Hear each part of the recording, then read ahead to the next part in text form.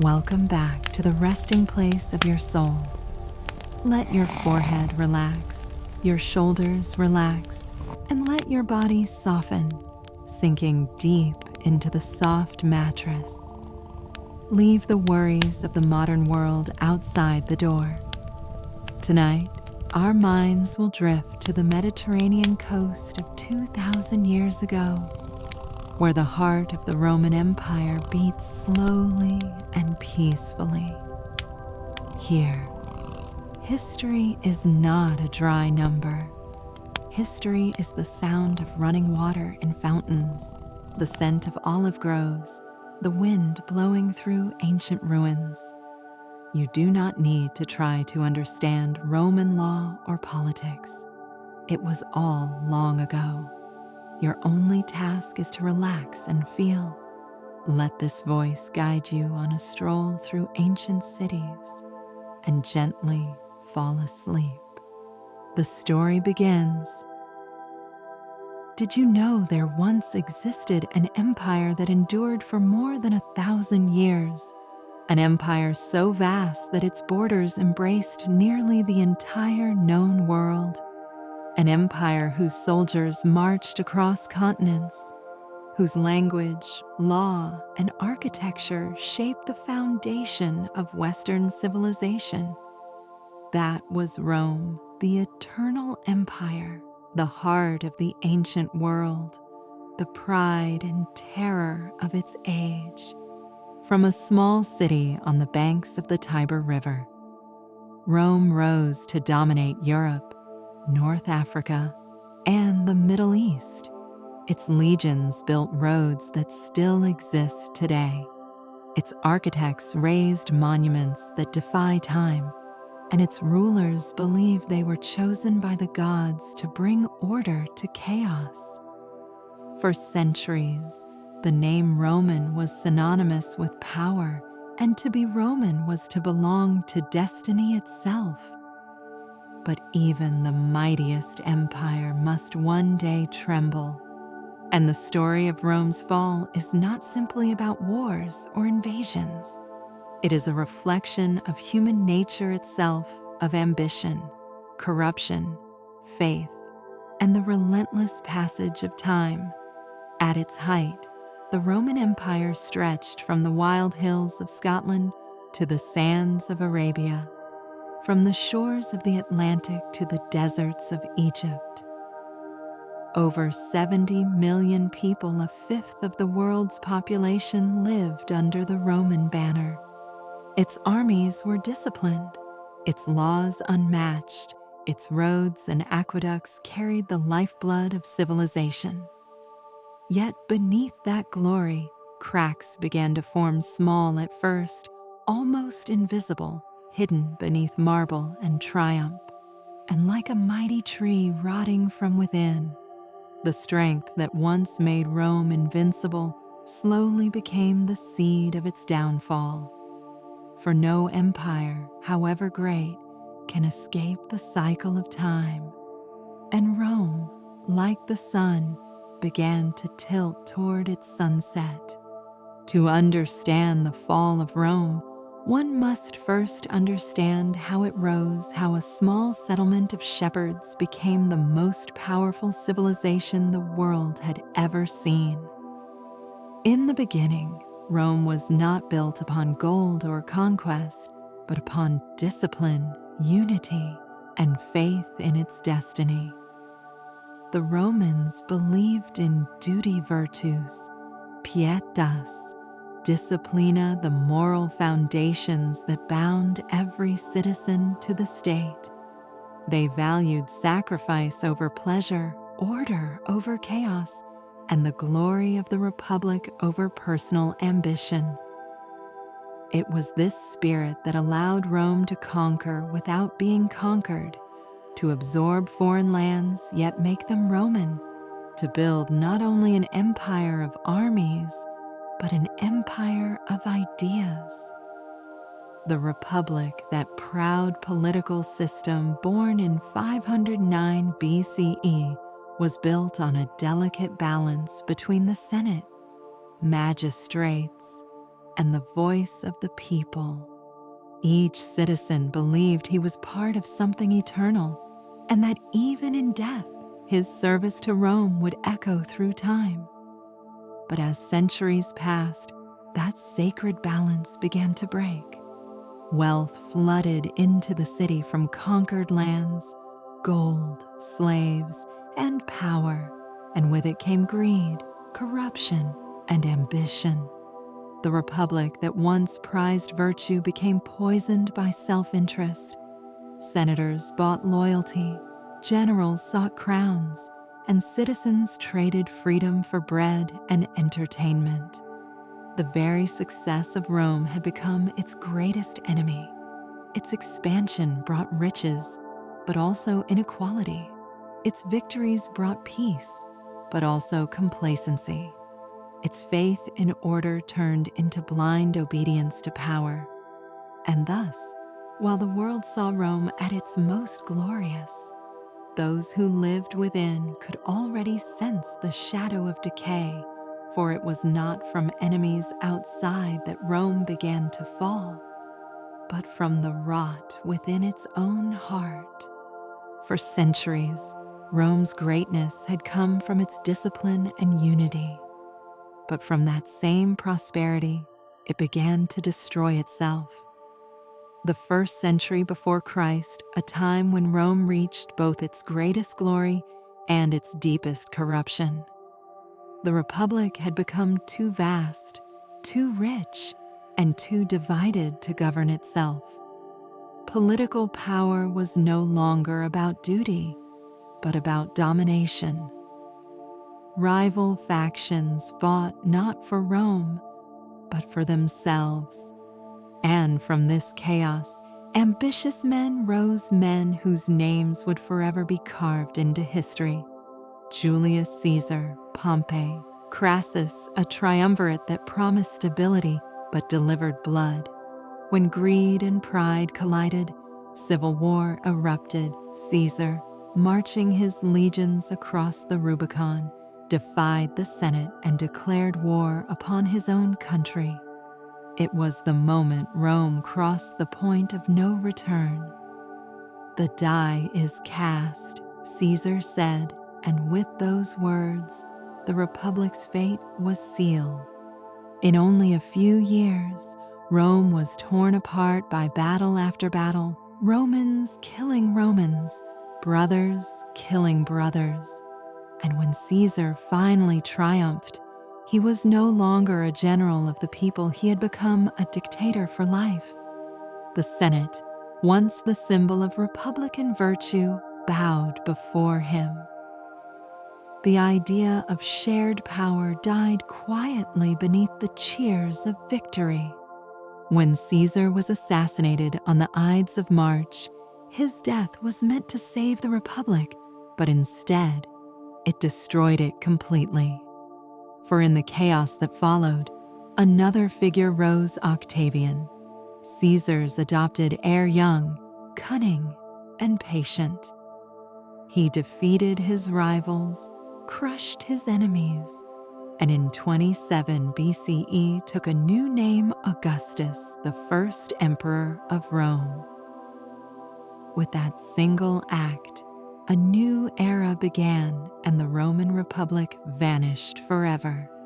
Under Augustus, the Roman Empire entered an age of unmatched splendor, a golden era known as the Pax Romana, the Roman peace, when prosperity stretched across continents and stability reigned for nearly 200 years. Roads connected distant lands like veins carrying the lifeblood of civilization. Trade flourished. Cities glittered with temples, baths, theaters, and forums. Roman law brought order. Roman legions brought security. Roman culture brought unity to diverse peoples. From Britain to Egypt, from Spain to Syria, millions lived under a single banner, and for the first time in history, the Mediterranean felt like one world. But beneath the marble and magnificence, a quiet transformation was taking place. With peace came comfort. With comfort came dependence. And with dependence came the slow erosion of the values that had once made Rome great. Citizens who had once fought for the Republic now waited for the state to feed and entertain them.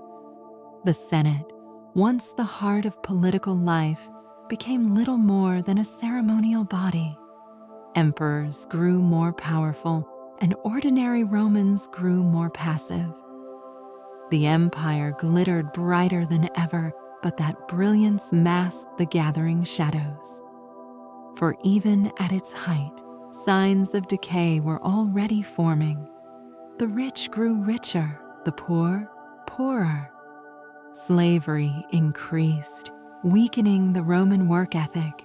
Corruption seeped into government, into the military, into daily life.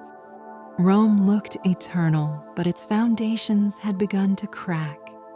And as history has shown time and again, the moment an empire reaches its peak is often the moment its decline begins. For as soon as the summit is reached, the path downward has already begun to form.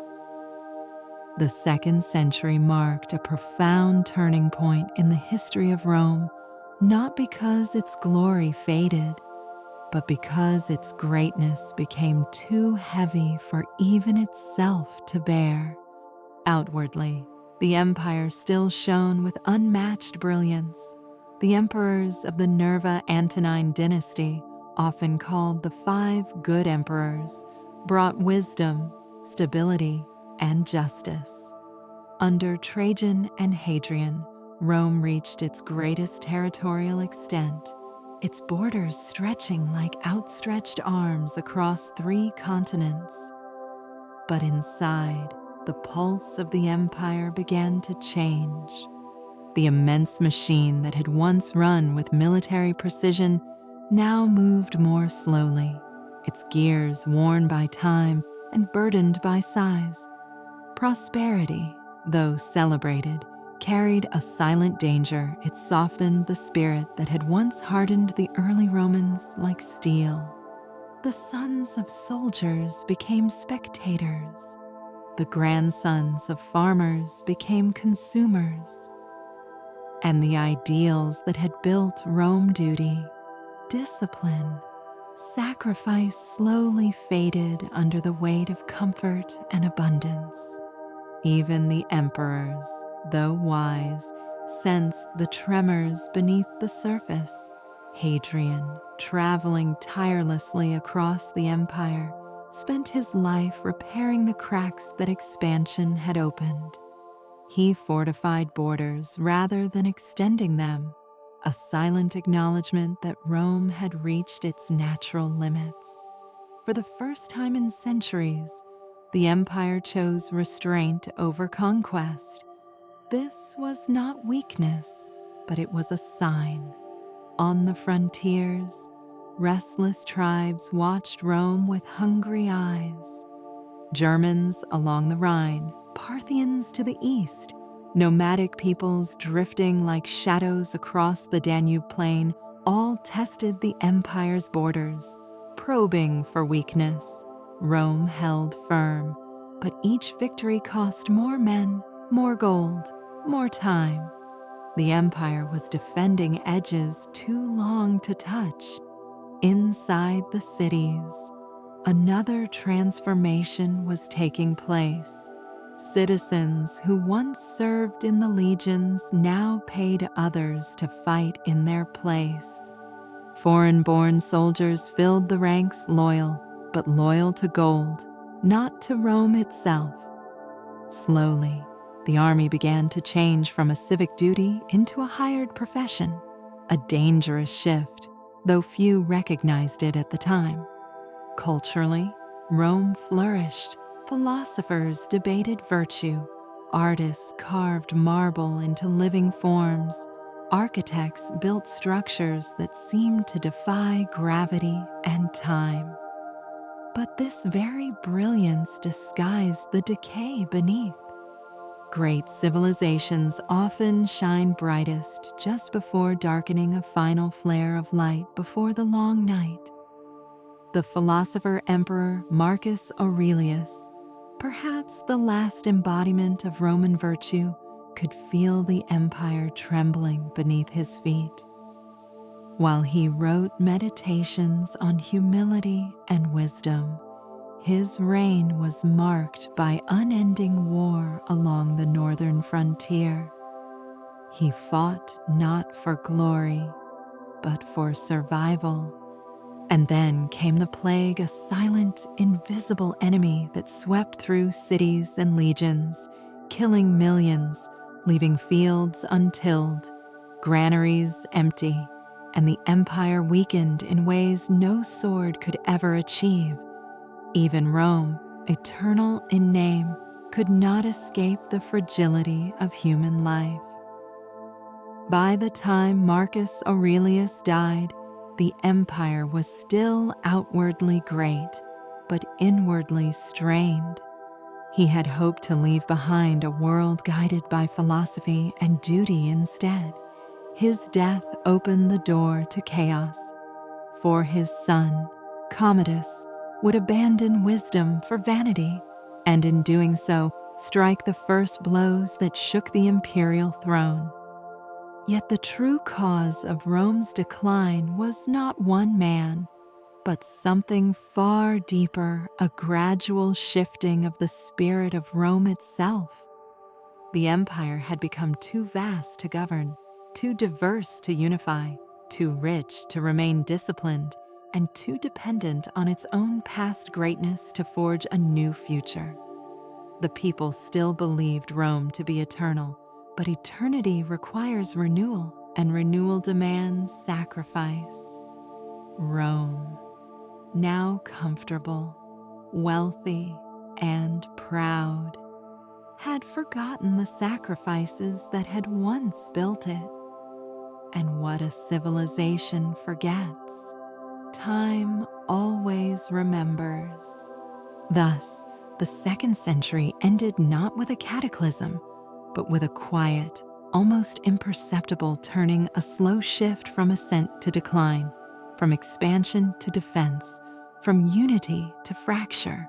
The empire still stood tall, its roads unbroken, its monuments radiant, its legions feared. But history had already changed direction. The ground beneath the empire had begun to soften, and no emperor, however wise, could halt the sinking once it began. And so, Rome entered the 3rd century still powerful, still majestic, yet carrying within itself the first deep cracks of a world beginning to unravel. The 3rd century dawned not with triumph, but with uncertainty, a century that historians would later call the crisis of the Roman Empire, a time when the eternal city learned just how fragile eternity could be. Everything that Rome had ignored, postponed, or buried under its own glory now began to rise to the surface.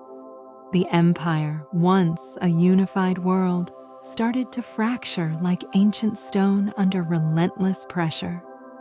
After the death of Marcus Aurelius, the throne no longer passed through the hands of wise rulers, but through violence, intrigue, and fear.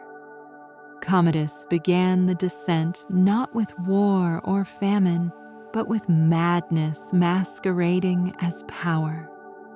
While he played the gladiator inside the arena, the empire he inherited slowly unraveled at the edges.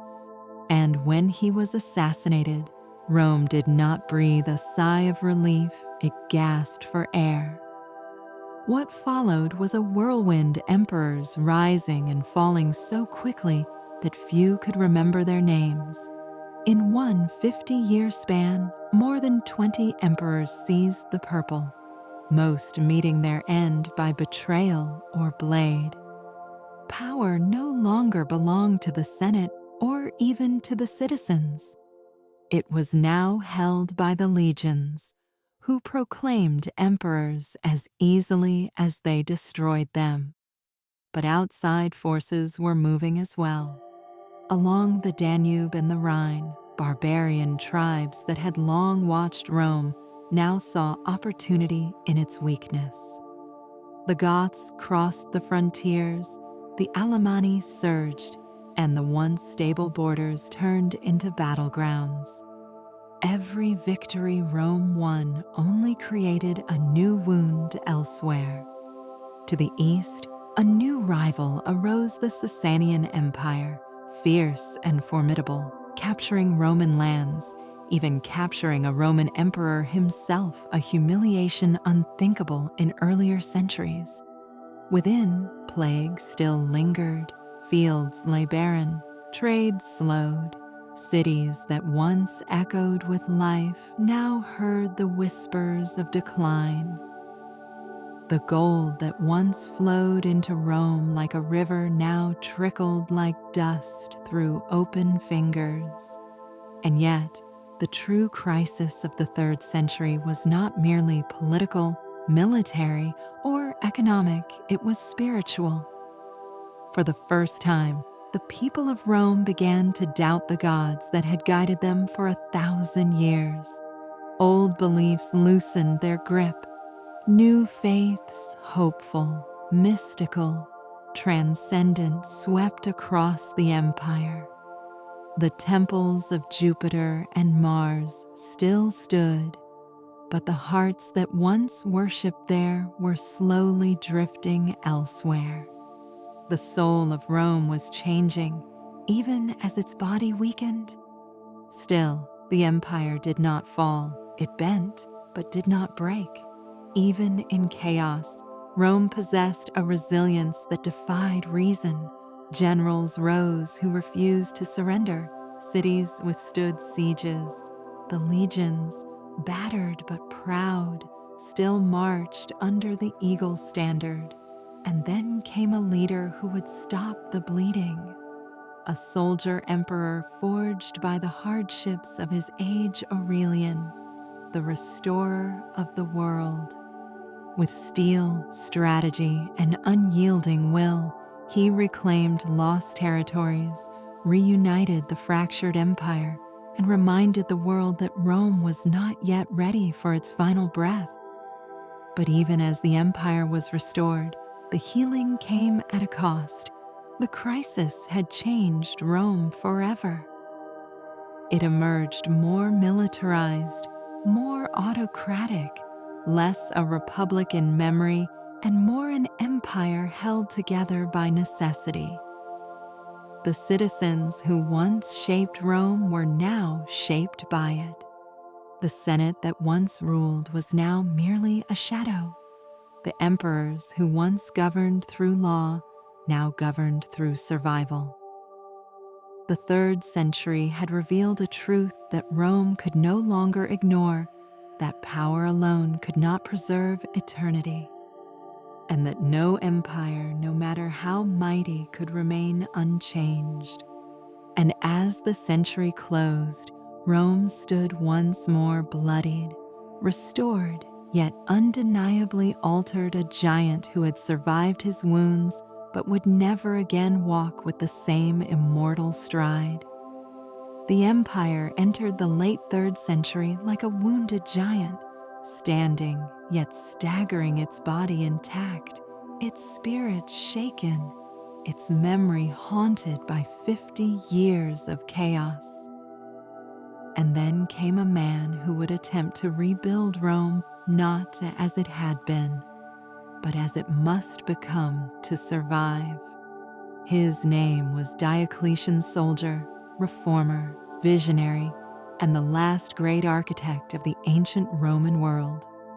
He rose from humble origins, a reminder that destiny often finds its champions not in marble halls, but on battlefields. The legions proclaimed him emperor, and for the first time in decades, an iron will steadied the trembling empire. Diocletian understood a truth that many before him had refused to see: Rome was no longer a single empire. It was a world vast, diverse, too large for one man to rule and too fragile to survive under a single crown. So he did what history remembers as bold, and what his contemporaries saw as almost unthinkable. He divided the empire, not to weaken it, but to save it. He created the Tetrarchy, 2 senior emperors, the Augusti, and 2 junior emperors, the Caesars. 4 rulers for one empire, 4 guardians for one world. Never before had Rome admitted that it could no longer stand united under a single throne. It had taken 3 centuries of expansion, a century of glory, and a century of chaos for this truth to be spoken aloud.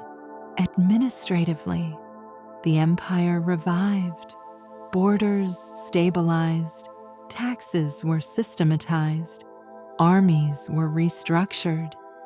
For a brief and brilliant moment, it seemed as though Diocletian had discovered the formula to restore eternity. But reforms that save a body can also scar a soul. Rome became more rigid, more authoritarian, more distant from the ideals of the Republic and even from the principled moderation of the early emperors. The emperor was no longer a first among equals. He became a figure of godlike majesty, unreachable, unchallengeable, a living symbol of order rather than a servant of the state. The people obeyed, the armies complied, and the empire endured, but something ancient and sacred quietly disappeared, like a torch burning out in a vast temple. Still, the Tetrarchy gave Rome what it needed most: time to heal, time to stabilize, time to remember itself. But time, like power, is never owned, only borrowed. After decades of rule, Diocletian did something that shocked the ancient world. He abdicated. He laid down the purple cloak, not through fear or defeat, but through deliberate choice. He retired to his villa, saying he preferred tending cabbages to ruling the world. It was a gesture of humility, unmatched in Roman history, and yet it was the beginning of another unraveling. For the moment the strong hand of Diocletian let go, the Tetrarchy he had built with such precision began to crack. Ambition returned, generals rose, Caesars challenged Augusti. The unity forged through discipline once again dissolved into rivalry. Wars broke out not for ideas, not for Rome, but for the crown itself. Yet from this storm, another figure would rise, a figure who would change not only Rome, but the course of history itself.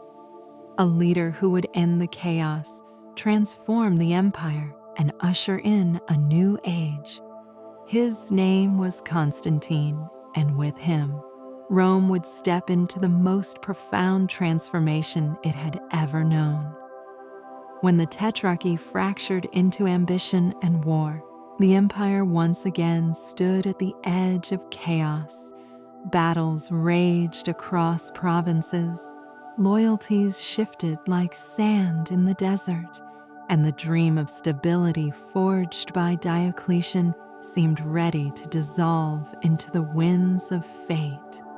But history, with its strange sense of timing, was preparing to reveal a figure who would not only reunite the empire, but redefine its very soul. His name was Constantine. He was born into turbulence, raised in the shadow of military camps, a child who breathed the scent of steel long before he could speak the language of politics. His father, Constantius, was a seasoned general, one of the last steady hands of Rome. From him, Constantine inherited discipline. From the empire, he inherited destiny. When Constantius died, the legions, grieving yet resolute, proclaimed Constantine emperor. What followed was not peace, but a struggle for supremacy against rivals who claimed the same right, the same ambition, the same hunger for the purple. But Constantine's rise was different. It was marked by something the Romans had long ceased to believe in a sign. Before the decisive battle of the Milvian Bridge, Constantine looked to the sky and saw a symbol, a cross of light, shining above the sun, accompanied by words that would echo through history. In this sign, conquer. That night, he dreamed of the same symbol, the Chi Rho, the first letters of Christ's name. Whether man or myth, symbol or revelation, it transformed him. Constantine marched into battle under the mark of a new god, and victory was his. For Rome, this was not merely another triumph, it was a turning of the age. No emperor before him had embraced Christianity, but Constantine did, not timidly, not cautiously, but with conviction, believing that the God who granted him victory would also grant Rome renewal. Thus began one of the most profound transformations in the history of the world. The temples of the old gods still stood. The rituals of Jupiter and Mars still echoed. But the heart of Rome, its laws, its values, its vision began to drift toward a new horizon. Constantine did not destroy the old order. He reshaped it. He legalized Christianity, protected its followers, and ended centuries of persecution. Churches rose beside basilicas. Bishops gained influence once held by senators. A faith once whispered in the shadows now stepped boldly into the light. But Constantine's greatest act was not in religion, but in geography. He looked at the ancient city of Rome and realized that its time as the empire's heart was ending. Too old, too crowded, too vulnerable to enemies, too tied to memories of a world that no longer existed. So he journeyed east to a crossroads of continents, a place where Europe and Asia met, where trade flourished and armies could be watched on every horizon. There, on the site of ancient Byzantium, he built a new capital, a city of marble, gold, and faith, a city that would outlive the empire itself. He named it Constantinople, the New Rome. It was more than a capital. It was a declaration that the future of Rome would not be written in the shadows of the past, but in the dawn of a new world. Constantine ruled with a blend of ambition and belief, drawing strength from the old world while building the foundations of the new. He was a soldier, a statesman, a visionary, and a man who understood that no empire can survive without transformation. Under his reign, Rome was reunited, stabilized, reimagined. The chaos of the 3rd century receded like a storm, and for a fleeting moment, the empire breathed again. Yet the changes he set in motion were deeper than even he could foresee. By embracing Christianity, he altered the spiritual destiny of the West. By founding Constantinople, he shifted the axis of power. By reshaping the state, he ensured that Rome would endure not as a single empire, but as two. For with Constantine's death, a new chapter would begin, one in which the Roman Empire would split into East and West, each with its own fate, its own triumphs, its own fall. And as history would soon reveal, only one of them would survive the storms to come. When Constantine died, the empire he had reforged stood at a crossroads, renewed yet fragile, transformed yet uncertain. His sons divided the empire among themselves, each carving a piece of the Roman world as though slicing the legacy of their father. But unity, once broken, is difficult to restore. The empire did not split cleanly. It splintered along invisible lines, cultural, economic, spiritual, and geographical. Two worlds began to form, not enemies, but strangers slowly drifting apart.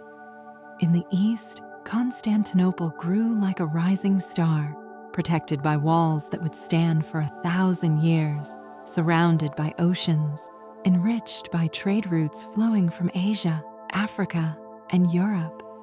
It became the beating heart of a new Roman world, Greek in language, Christian in spirit, and resilient in ways the old Rome could no longer be. In the West, the ancient city of Rome still held the memory of empire, but memory alone cannot feed a nation. Its lands were poorer, its defenses weaker, its rulers less stable, its economy strained by war and shrinking borders. The two halves were still one empire in name, but in reality, they were growing into entirely different civilizations. And as this divide widened, a storm gathered at the frontiers. For centuries, Rome had lived beside the peoples of the North Goths, Vandals, Franks, Alemanni, tribes who watched the empire with equal measures of fear, envy, and admiration. When the legions were strong, these tribes kept their distance. But as Rome weakened, they began to move like tides seeking new shores. The first wave came subtly. Refugees fled from the east, escaping the relentless advance of the Huns, a nomadic power that descended upon Europe like wildfire across dry grass. Terrified Gothic tribes sought shelter within Roman borders, begging for land, for safety, for the right simply to survive. Rome agreed, but fear and corruption twisted hospitality into cruelty. Officials exploited the starving refugees, demanded bribes for food, forced children into slavery. What could have been friendship became bitterness. What could have been unity became revolt.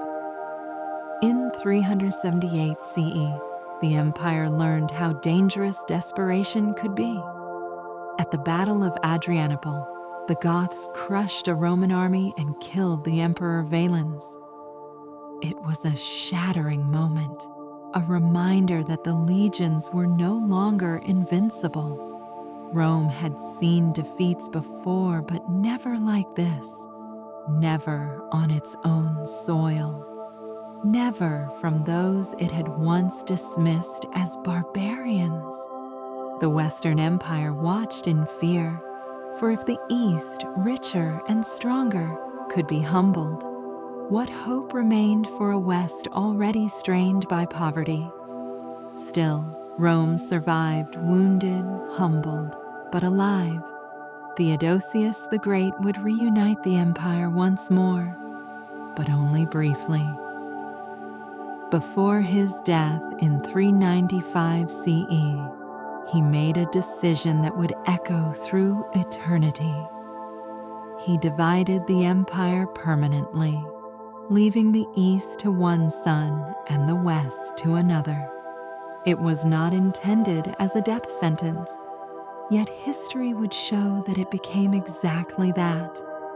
For the Eastern Empire possessed the wealth, the trade, the fortresses, the diplomacy, the strategic geography to endure the storms to come. The West possessed little but memory, and memory cannot stop an army. And so the 5th century began with the Western Roman Empire, surrounded on every side by forces it could no longer command or control. Across the Rhine, tribes prepared for movement. Across the Danube, peoples displaced by the Huns gathered like dark clouds. Inside Rome itself, intrigue, betrayal, and weak rulers allowed the empire to decay from within even faster than enemies could attack it from without. A Roman world built over centuries was beginning to crumble, not in a single moment, but piece by piece, like a mosaic falling apart as its binding mortar turns to dust. The empire had entered the final chapter of its Western story. Its fall would not be immediate, nor would it be simple. It would come through invasions, politics, famine, pride, misjudgment, desperation, and fate, a tapestry of decline woven across decades. And as Rome braced for the storms ahead, one truth began to take shape in the surviving hearts of its people. An empire does not die in the moment it falls. It dies in the moment it forgets why it once rose. The 5th century unfolded like a long, dark winter over the Western Roman Empire, not sudden, not explosive, but slow, inevitable, a freezing of institutions, a numbing of hope, and finally, a shattering. For decades, whispers of coming doom had echoed across the empire's borders, tribes gathering, armies shifting, the old rhythms of power breaking apart. But in 410 CE, those whispers became a scream that shook the entire ancient world. Alaric, king of the Visigoths, stood before the gates of Rome, the eternal city, the heart of a world that had once commanded continents. For 8 centuries, Rome had conquered. It had never been conquered. But hunger had driven the Goths to desperation, and arrogance had driven Roman officials to folly. Negotiations collapsed, promises broke, and the starving, furious Goths marched into the greatest city the world had ever known. For 3 days, Rome burned. Even Alaric was shocked. He had not intended to destroy Rome. He wanted land, respect, security for his people, not the fall of an empire. But history rarely cares for intentions. The unimaginable had happened. Rome had been sacked. Saint Jerome, writing from Bethlehem, captured the horror the city that took the world has itself been taken. It was not the final blow, but it was the moment the world understood that the empire was dying. The psychological wound was deeper than the physical destruction. Cities can be rebuilt, walls can be restored, but the idea of Roman invincibility that sacred belief carried for centuries was gone forever. After 410, the floodgates broke. The Goths moved through Italy and into Gaul. The Vandals crossed the frozen Rhine, sweeping into Spain, then into Africa, the richest province of the West, the breadbasket of Rome. When the Vandals captured Carthage in 439 CE, Rome lost not just land, but its lifeline: grain, trade, wealth.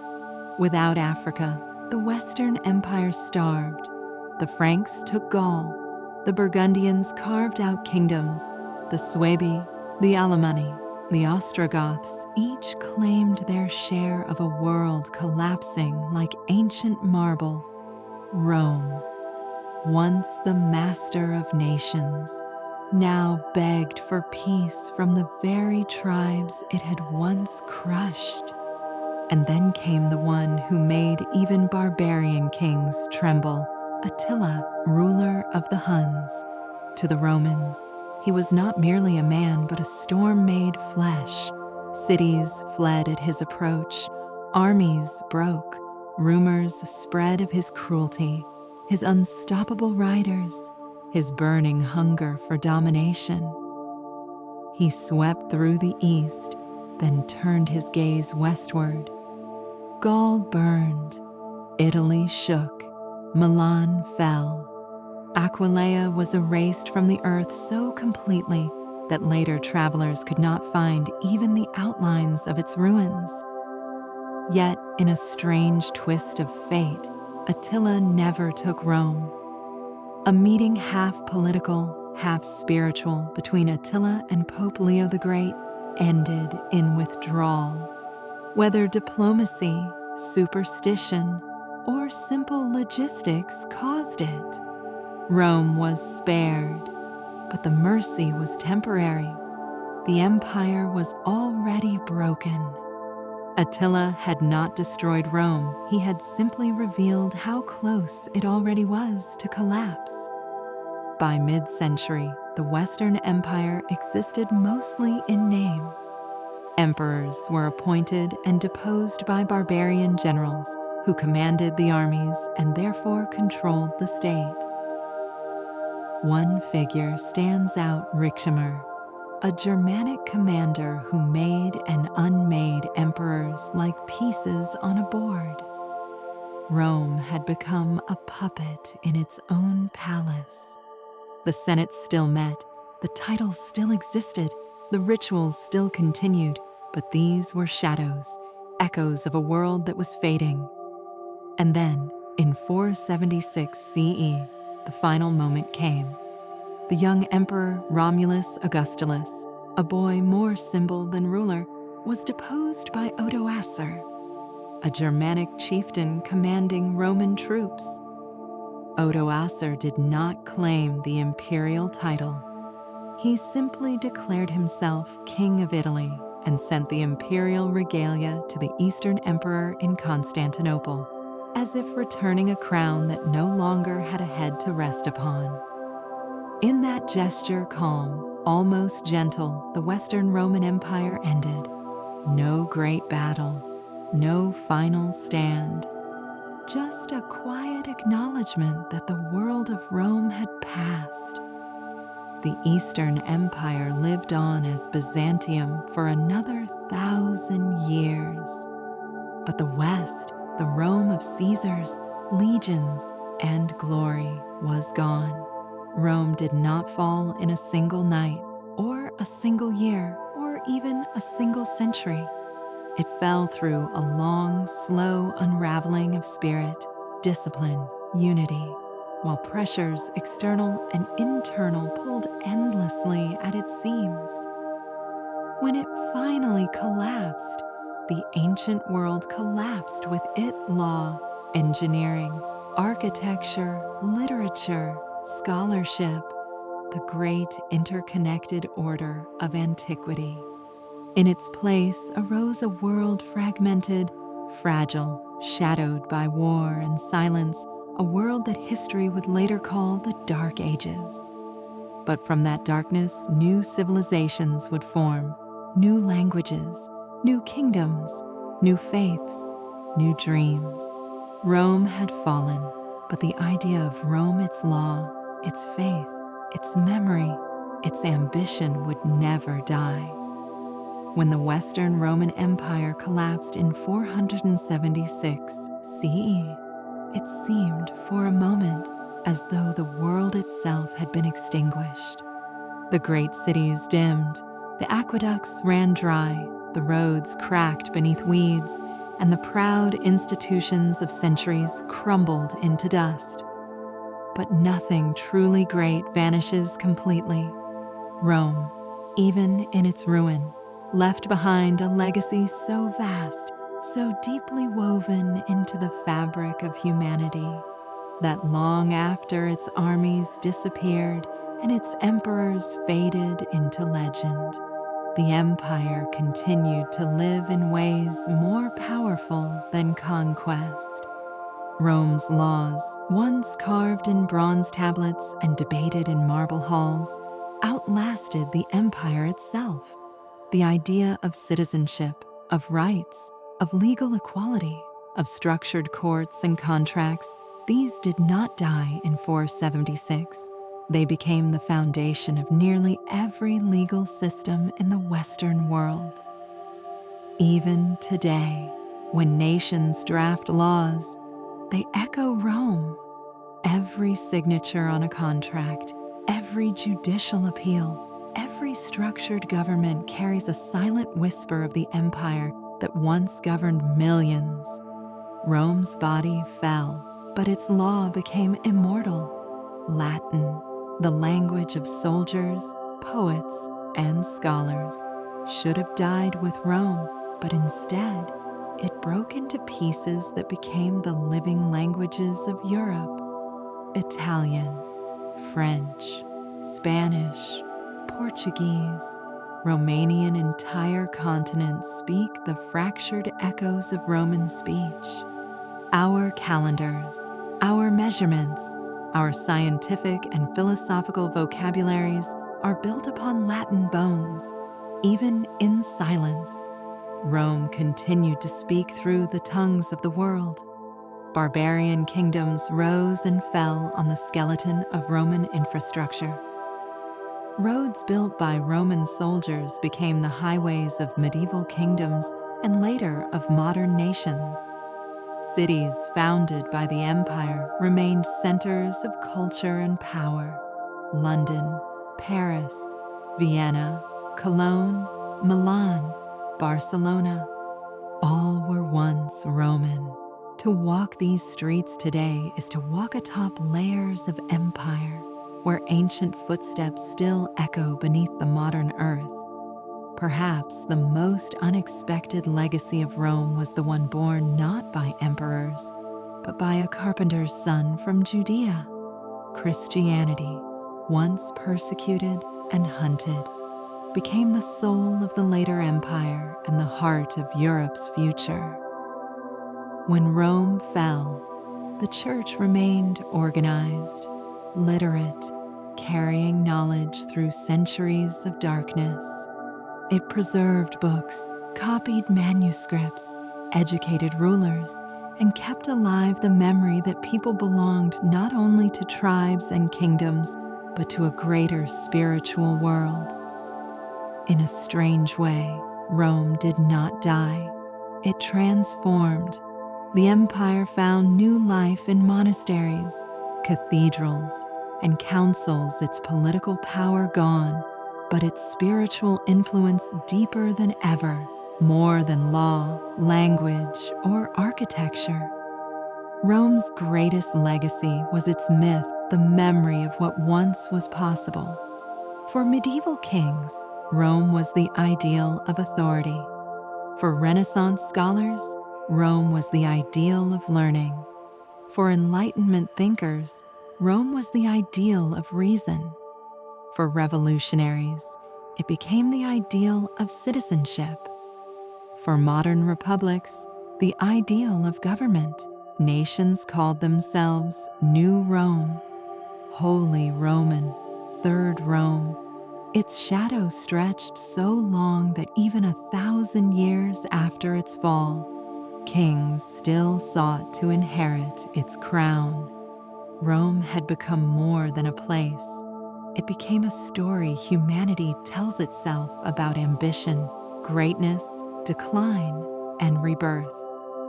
Perhaps the most profound legacy of Rome is the one no historian can measure its impact on the human imagination. Rome taught us that a city can rule the world, that laws can outlive armies, that ideas can shape destiny, and that even in ruin, civilization can plant seeds for future ages to harvest. Rome fell, but it also never truly fell. Its pieces became the building blocks of an entire hemisphere of culture. Its ruins became symbols of resilience. Its failures became lessons for nations. Its beauty became the standard for generations of artists and architects. The empire died, but its spirit simply sank deeper into the soil of human history, where it continues to bloom.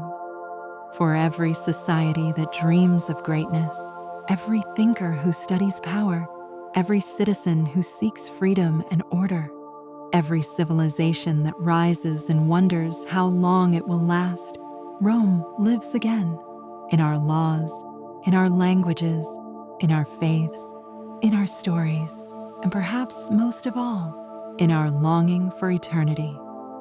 Here is the final reflection, expanded into a deep, meditative essay of approximately 1,000 words. We have reached the end of the road. Let us stop here.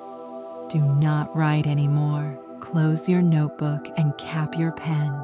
There are no more dates to memorize, no more battles to map, and no more dynasties to chronicle. Find a seat upon this fractured block of white marble, half buried in the dry earth. The sun is setting, casting long, violet shadows across the ruins, and the wind that blows through these broken archways sounds exactly like a sigh. We have traveled a great distance together. We have walked from the fertile mud of Sumer, where the first scribe pressed a reed into clay to capture the human voice, to the blinding heights of the Roman Forum, where the fate of the known world was decided with a thumb's gesture. We have seen the Bronze Age collapse in fire and blood, and we have seen the Iron Age rise from the ashes with a colder, harder resolve. We have witnessed the terrible ambition of Alexander and the stillness of the Egyptian Sphinx. But now, looking back at this vast tapestry of human endeavor, we are confronted with the single haunting silence that waits at the end of every story. Why? Why do they all fall? Why does the music always stop? This is the question that has kept philosophers awake in the dark for millennia. Standing here in the twilight of history, we can finally see the patterns that were invisible when we were in the thick of the narrative. The paradox of the struggle. We must first understand that civilization is not the natural state of the world. The universe tends toward entropy. It desires chaos, disorder, and silence. Civilization is an act of rebellion. It is a collective refusal to succumb to the cold indifference of nature. It requires an immense, constant input of energy, physical, emotional, and spiritual, to hold back the dark. Civilizations rise because they are hungry. In their youth, they possess a terrifying vitality. They are forged in adversity. The early Romans, the early Persians, the tribes of the steppe, they possessed a hard virtue. They were unified by a shared struggle for survival. They had nothing to lose and a world to gain. In this phase, the shared dream, the myth that binds strangers together, is strong. Every citizen feels they are a brick in a wall that protects the sacred fire. But here lies the tragic irony. Success is the poison.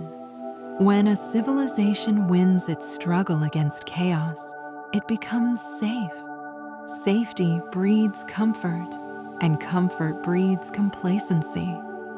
The grandchildren of the warriors who slept in the mud now sleep on silk. They no longer see the civilization as a fragile project to be protected.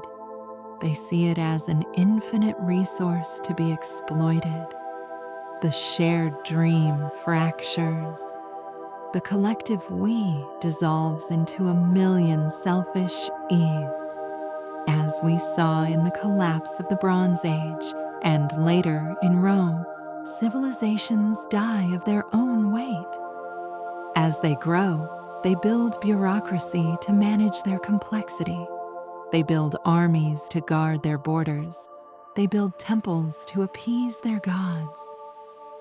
But eventually, the cost of maintaining this complexity exceeds the benefit it provides. It becomes too expensive to be a Roman.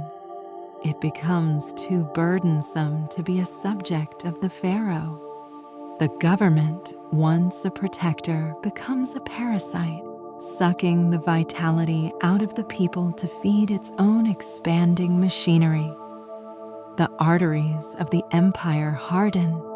The system loses the ability to solve problems when the climate shifts, or the plague arrives, or the barbarians appear on the horizon.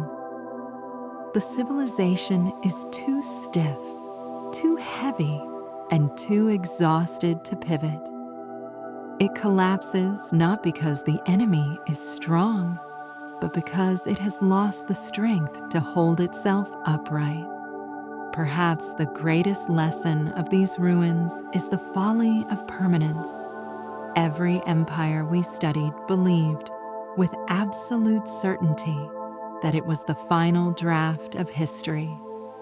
The Egyptians believed the sun would rise for the pharaoh forever. The Romans called their city Urbs Aeterna, the eternal city. We humans have a fatal flaw. We cannot imagine a future that does not look like the present. We mistake a moment of stability for an eternal law. We build monuments of stone meant to last 10,000 years, forgetting that time is a grinding wheel that turns stone to sand. Look at the statue before you, headless, nameless. Once, a man stood there and commanded armies. He believed his name would be spoken with fear until the end of time. Now, the birds nest in the hollow of his neck, and the wind has erased his name. History is a graveyard of aristocracies, a museum of forever that only lasted a few centuries. And yet, if we sit here long enough, and if we listen closely to the wind, we realize that collapse is perhaps the wrong word. It feels like a tragedy to us because we fall in love with the structures, the palaces, the borders, the crowns. When those structures burn, we mourn. But look deeper. Rome fell, yes, but the Latin language birthed French, Spanish, and Italian. Roman law became the bedrock of modern justice. The fall of the Bronze Age was a catastrophe, but it cleared the dense forest of the old palace economies to allow the wildflowers of the Iron Age democracy, philosophy, alphabet to bloom. Civilization does not die, it molts, like a snake shedding a skin that has become too tight. Humanity sheds its empires. The structure collapses, but the humanity inside survives, carrying the seeds of knowledge, art, and resilience into the dark age, waiting for the rain to stop so they can plant again. So, what is the final takeaway for us, the living? We are the current torchbearers. We are not the audience of history. We are the actors on stage right now. Our civilization, with all its glass towers and digital clouds, is just as fragile as Sumer, just as mortal as Babylon. We are subject to the same laws of rise and fall. If we want to avoid the fate of these ruins, we must remember what they forgot. We must remember that order is hard-won. We must remember that a society is only as strong as the story that binds it together. We must remain humble before the forces of time and nature. The sun has gone down now. The ruins are swallowed by the night. Above us, the stars emerge the same indifferent, beautiful stars that look down on the building of the pyramids, the burning of Troy, and the assassination of Caesar. They are still watching, and now it is our turn to build, to live, and eventually to pass the torch before the light goes out. The history book is closed, but the story never ends.